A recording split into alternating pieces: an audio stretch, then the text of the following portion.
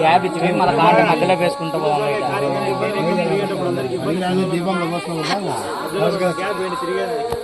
అంటే పనిగా దీపావళి పోసుకోవచ్చు స్వామి, పోసుకోవచ్చు ఎందుకు పోసుకోవచ్చు చెప్పు అందరికి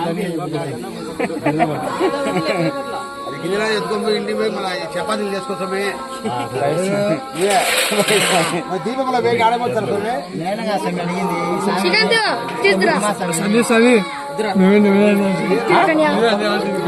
ఏంది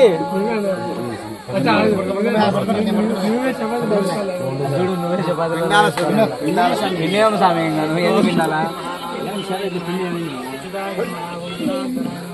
సర్దుకొచ్చారు.